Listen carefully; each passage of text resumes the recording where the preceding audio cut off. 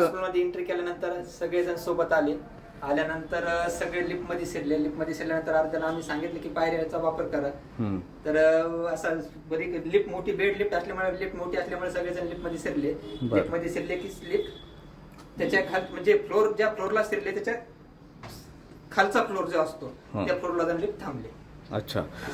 काही मग पाटलांना वगैरे काही इजा वगैरे झाली यामध्ये? इजा वगैरे कोणालाच काय झालं नाही. मी स्वतः मध्ये होतो. इजा वगैरे कोणाला काही झालं नाही. किती लोकांची कॅपॅसिटी आहे आणि किती लोक होते आतमध्ये?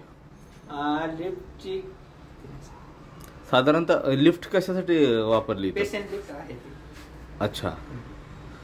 अशी माहिती येते की पाटलांना तुम्ही तार वगैरे तोडून मोडून बाहेर काढलाय, असं काही आहे? नाही. लिफ्ट स्पार्किंग लागल्यानंतर दरवाजा निघला की बाहेर निघतो. आम्ही मध्येच होतो.